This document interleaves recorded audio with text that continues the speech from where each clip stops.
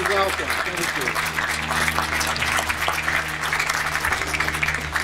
Thank you very much for this opportunity, the faculty and staff, the students and your family. You know, it's very, very, very enchanting for me to be able to speak to you. But first, we're going to talk to Emily. Okay, Emily, so I want you to know that you are special. All right? And I know the kind of people that you listed. Trust me when I tell you, you are special. Okay? That's number one. So, my congratulations to the graduates and all the families. This is a great day for all of you, and I am really happy to be here. I have to say that the implications of being a commencement speaker somewhat frighten me. It's because mostly old people give commencement speeches. So this means I'm old. And when I was your age, to be quite honest, the last person I would believe would be someone of my age. And the fact that I said when I was your age says a lot in and of itself. I am going to provide 10 hindsights on life today. These hindsights I have gained and accumulated through the 35 years that separate me and you. Okay? And I don't expect you to blindly believe me. I don't want you to take what I say as the necessary truth. But I ask that you listen to me, and perhaps my experience can help you a tiny bit as you enter the next stage of your life. I use a top 10 format because I happen to love Dave Letterman, and so a top 10 format is what I'll use today. So number one, and where's Hannah? Where'd Hannah go? Where are you? Okay, so you're gonna love this, Hannah, trust me. Number one hindsight, perhaps the most important hindsight I have, and with all due apologies to your parents, the Maliks sitting over there, you should live off your parents as long as you can. Okay? Trust me. They worked very hard to give you a better life. You should not deprive them of the pleasure of them watching you with this better life. You have your whole life to work for bozos. Don't be in a rush to start that process. Live off your parents as long as you can. I'm sorry, what can I say? What can I say? Second thing, I suggest that you pursue joy, not happiness. Sure, the future is bright and it's looking great, but life is not going to be an uninterrupted, pure happiness state. You will go through difficult times, but what balances difficulties and problems and sadness are episodes of joy. Joy does not come from the possession of material things. It comes from experiences like falling in love, making close friends, creating products and services that delight people, and eventually raising children, especially if they move out. My third hindsight is that you should challenge the known and embrace the unknown. Many people challenge the unknown and embrace the known. I would like you to do the opposite. Question the status quo. Because the status quo, quite frankly, is overrated. Embrace, accept, and even better, cause change and enjoy the unknown. Number four, change your mind. Changing your mind is a sign of intelligence. Steve Jobs changed his mind all the time. I worked for him twice, all the time. And I mean complete, utter 180 degrees changes in mind. And the beauty of Steve Jobs is that he made everybody think he was right both times. The ability to change your mind means that you're thinking, you're questioning, and you're courageous enough to admit mistakes. As Martha Stewart would say, it's a good thing.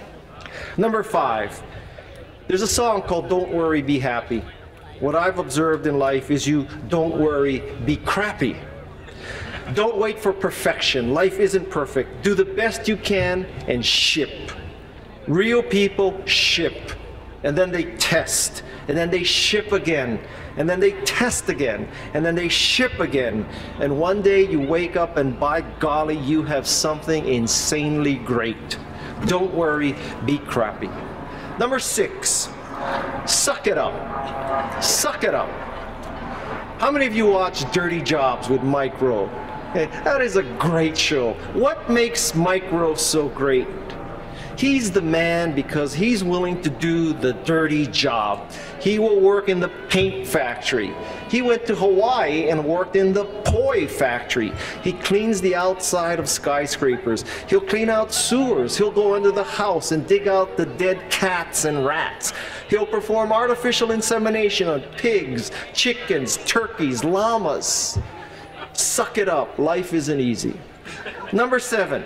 Never ask people to do something that you wouldn't do.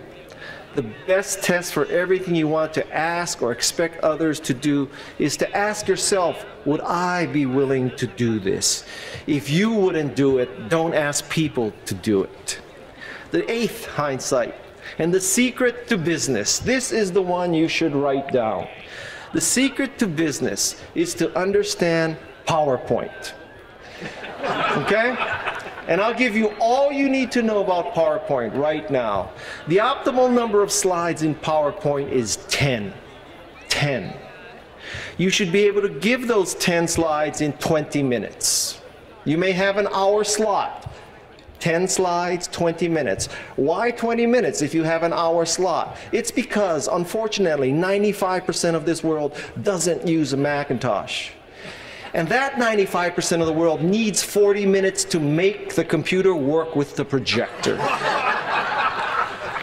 Finally, the last part of PowerPoint you need to master is the ideal font size for PowerPoint is 30 points, or 1/2 of the age of the oldest person in your audience divided by 2.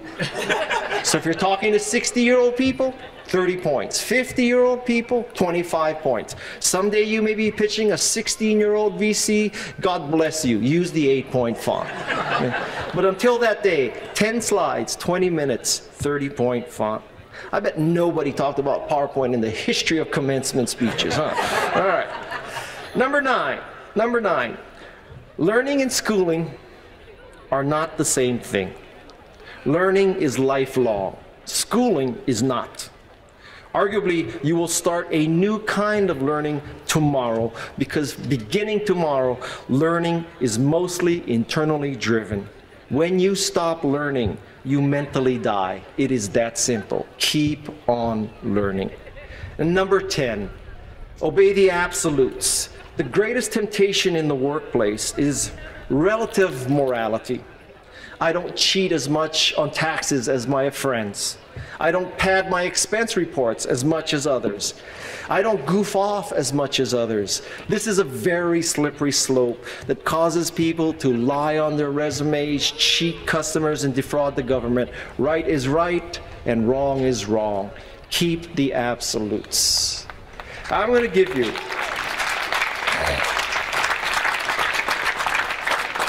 give you one more piece of advice. It's actually an observation more than a piece of advice. When you were very young, you believed your parents were always right, okay? As a teenager, you began to question them, perhaps thinking that your parents were clueless and you were right. As you become a young adult and progress through your 20s, you'll start to see that in many cases, your parents were not clueless and they were often right. And as you get older and older, let me tell you something, you eventually will become your parents. Now that is a scary hindsight. As I said, don't necessarily blindly believe me. Don't take what I just said as truth. Just keep what I said in the back of your mind. Perhaps my experience can help you a tiny bit as you enter the workplace and the next stages of your life. And now, my heartfelt congratulations to you, Emily, and all of you. You are truly special.